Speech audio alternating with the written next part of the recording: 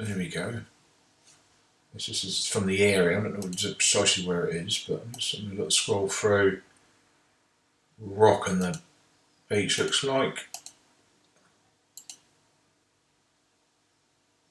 Slippery rocks. Look quite difficult to fish. Little bays. You've got on the ledges there on the left hand side. Estuary fishing there.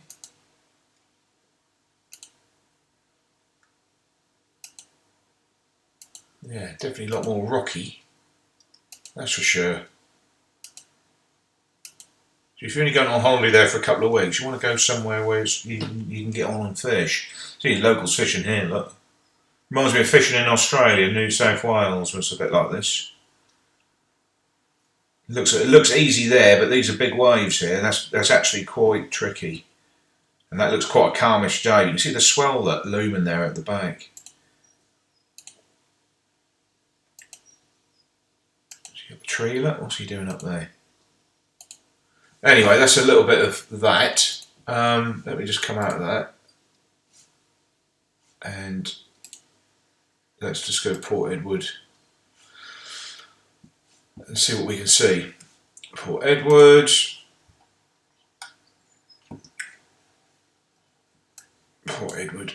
There's all this area here, I assume. Must be. Yeah, R61. Port Edwards is just here. It looks a little bit easier here to sort of try and do it. Port Edward. Yeah. Okay, what's to say about Port Edward then? So, close to the Transkei border, offers some very productive fishing. Port Edward itself attracts shad in big shoals, that's the tailor. And there are a few places, or bluefish, whatever you want to call them, there are a few places on the point, so you're looking at targeting those with poppers and spinners and things like that. Mainly poppers, I think poppers are brilliant for them fish. A few places on the point from which anglers can cast their offerings out to where the big game fish roam. It's also recognised ski boat launch and puts ski boat anglers in close proximity to some excellent bottom fishing, starting immediately behind the shark nets. Game fish too swim close inshore, and many a giant cooter has been taken here. Bear in mind that the south of the launch to the Transkei border is a marine reserve, and no bottom fishing is allowed at a depth of less than 20 fathoms. A few kilometres north is Glenmore, a small bay known as a hotspot for cob, shad and shark, and more big cooter have been taken from the famous Glenmore Pulpit Rock than any other rock and surf spot in Natal. Glenmore, let's see if we can find that, shall we? Black Rock, Leisure Bay, Munster Beach, Glenmore. Can I find it? Can I help? Oh well, that'll look pretty good though. Oh, Glenmore, there we are. Glenmore Sands Beach Resort, Glenmore Beach. Hotspot for cob. Wonder why that would be. Well, you've got a river here. They do like that. There's a little bit in there. It's a food thing. Hotspot for cob. It looks quite difficult fishing for them there though. Snaggy. These rivers.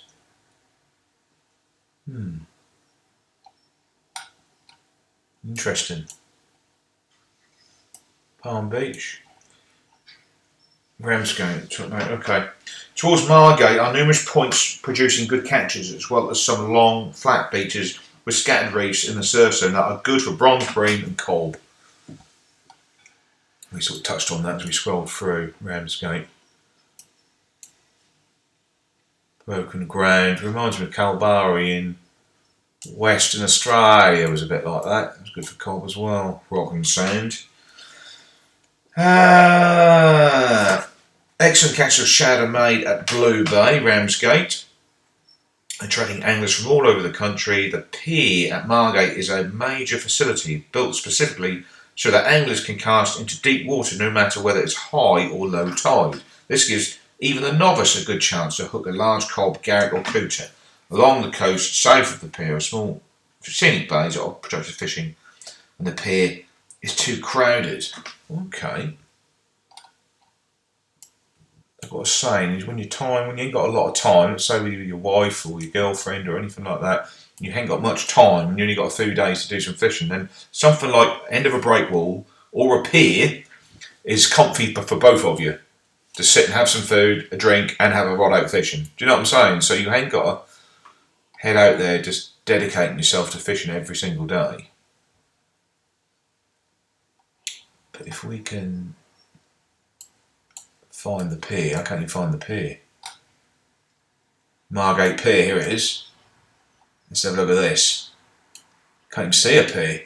Oh, it's there, look. Oh my God, what is this? Margate Pier. Let's have a look at this. Parking. You've got good parking. It's a sort of a man-made structure. Let's have a look. What we got here? Here it is. Oh my God, look at this. Look at this. They're making it easy. I've never seen anything like this. Look at this. There's a video there, look. It's gone. Let's watch the video. Look at what they've made, look. This is amazing. You know, you see why, because you've got no chance of standing and fishing on there, like a lot of the coastline. A bit like Aussie, you've got no chance of fishing it, really. But they put something like this there, boy, you'd have some fun in there. You won't need a long gaff. You get some decent. Look at the size of the waves. Spinning. It's got his rods, look. That's incredible. That's absolutely incredible. That's made my day, that is. That's unreal. That is unreal. Hello, we've just lost it. Hang on. Let's just type it in again. Let's just type it in again. Margate, Port Edward. Right, sorry about that. No, that's sort of, yeah. So that would be, you know, you can do all the, you know, there's literally hundreds and hundreds of decent places to fish, but you can literally go to certain spots and they're just making it easy for you. Do you know what I'm saying? That's how sort of well thought out it is, and the fishing will be just as good off there as anywhere. That's incredible. That really is. So the pier at Margate is a major city, built specifically so that anglers can cast into deep water no matter whether it's high or low tide. This gives even the novice a good chance to hook a large cob, garrick or cooter along the south coast of the pier. There are a few small scenic bays that offer productive fishing when the pier is too crowded. To the north of the pier, Lucian is the start of a spate of productive spots for big fish. Among the Pothole and the Orange Rocks, then come Uvongo, and there is also a small pier from which anglers make excellent catches of shad. Poe and Scott are also caught there. Uvongo, let's see. Uvongo.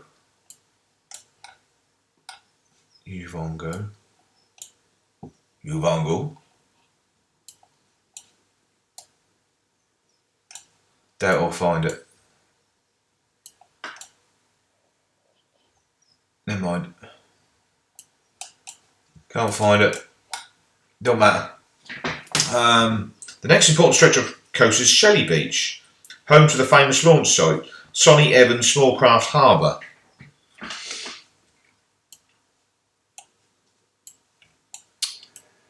Yeah, it's just so big and spread out, it's just hard to find anything. It doesn't matter. Hundreds of boats launched here from where they head for the Pro-T Reef, some 5 nautical miles offshore, right in the middle of the Gulhas Current. Here are a variety of game fish to be caught, including coacher, kingfish, yellowfin tuna and large yellowtail. By gentleman's agreement, no bottom fishing is allowed, nor are anglers supposed to exploit the juvenile yellowfin tuna that feed here. These fish mature at around 35 kg, and anything under 10 kg should be released. The Umzimkulu River is a source high in the Drakensberg, and by the time it reaches the ocean, it is carrying plenty of water. Right, let's see if we can find the Zimkulu.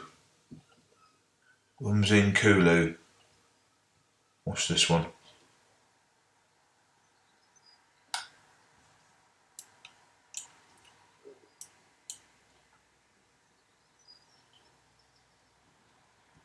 Lots of rivers come to the sea.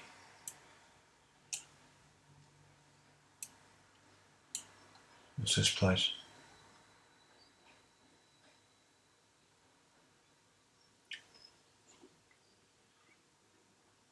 Quite magical. Port Shepstone. Eden River Lodge, Scottsburg. No, I can't find it. Anyway, Port Shepstone, lying at its mouth, was once a harbour for tugs and ocean-going ships, but the erosion of the catchment area has slowly reduced this once impressive river mouth to the more than a muddy water outlet. Nonetheless, there are still a few fish to be caught when the tide is high. When some seawater moves into it, the odd garret is taken off the south wall. The harbour continues to be used as a launch site, but in the winter it closes up, so that making one's way through the surf can be hair-raising even for an experienced skipper. Okay. What is this here? This one here. Doesn't tell us what that one is.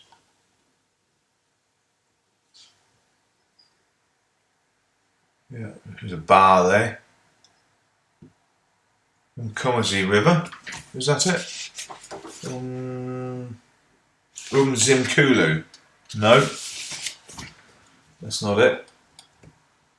Ifracombe, that's a British name. What's up here? Probably jumped up here a bit too quick. Where's this? Looks like Durban. Durban Point, Durban. Oh, I thought we were going north. Okay, so it's just showing the bit south of Durban. No, that's fair enough. Okay, so on the whole, the fishing in this area is good, and the famous sand spit, a long stretch of sand that is raised high above sea level, enables anglers to cast into deep channels between the back line and the shore break. It is almost always dirty water, but the cod thrive in it, and some outstanding catches are made by both novices and experienced anglers. At one end of the sand spit is Chaka Rock, which is easy to fish and worthy a mention. Let's just see if we can get on that.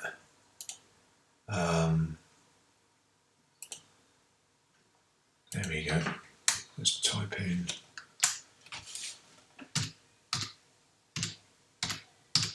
Checkers Rock. Probably wouldn't find it. Shackers Rock, South Africa, Belito. Shackers Rock. Where is that then? Belito. That's it. Checkers Rock. Well, there's Durban. It's there. Okay. Port Shepstone. Where's that? Let's type in Port Shepstone. Sometimes it's easier to do it like this. Port Shepstone. Ugh. Port Shepstone. Oh, it's right down here. Port Shepstone. This is the Zimkulu River. Zimkulu, yeah, Zimkulu. Fish of the river.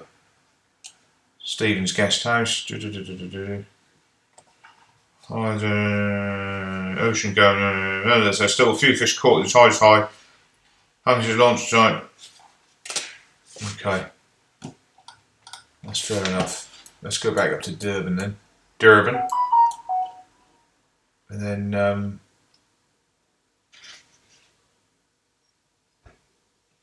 a feature of the point below the lighthouse is the block, a big concrete pier.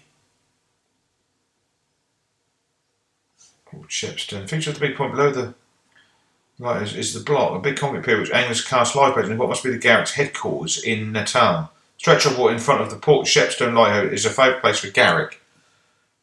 Port Shepstone Lighthouse then.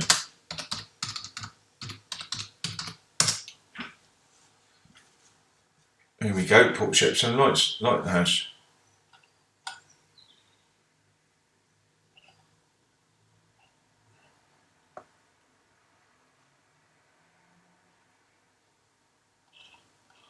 Alright, fair enough.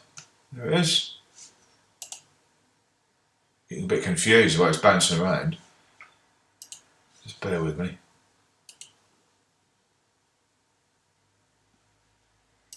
It's not a very good picture. Someone's got a drone out. Someone's got a drone out. Favourite place for Garrick. Some species moving in and out of the back line of the fish. White mussel cracker and spotted conda also favour this area.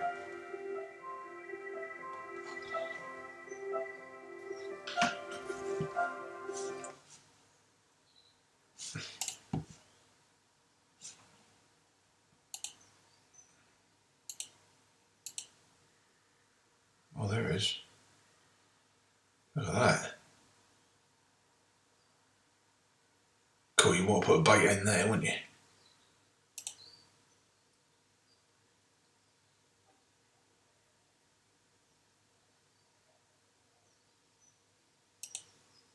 Looks pretty handy, doesn't it? For a fish. Dog.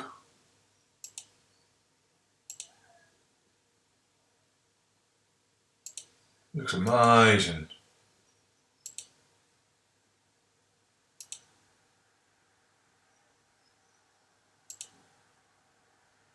Huh? Norfolk pine.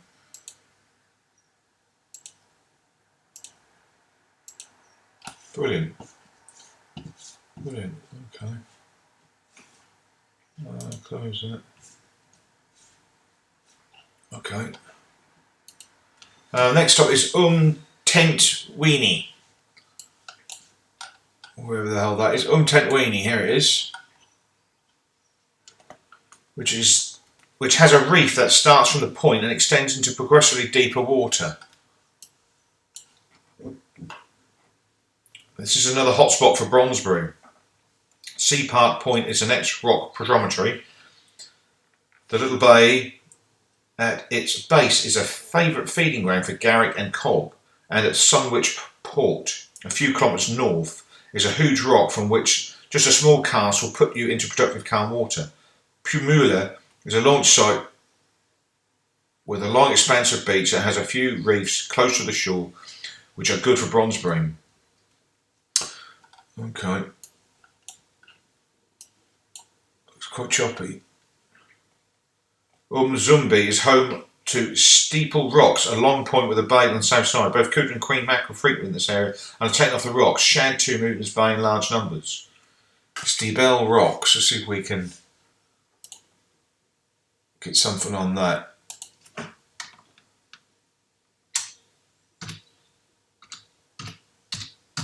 Steeple Rocks. Yeah. Here. Where is it then? That's just right up north. Here it is. Steeple Rocks. Long point by the south side, coot and queen mackerel frequency, they're taking off the rocks. So, yeah, so casting off here, out here. That's fair enough, isn't it? Steeple Rocks Road. It's not bad, is it?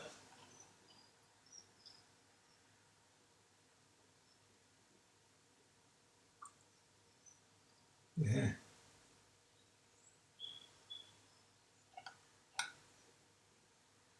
Look at that. These houses, that. Can you get a man down there? Oh, I think you can. Yes, you can. Oh, it's foggy. Sea mist.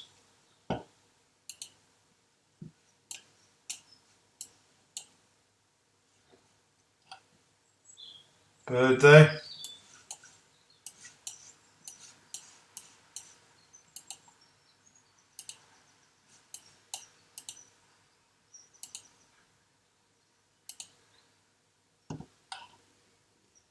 You've got barbed wire over the perimeter there.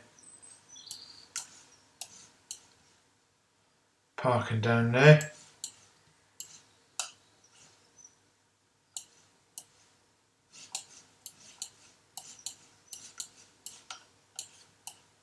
The spikes on here, look. Get out and stay out. Right, okay then.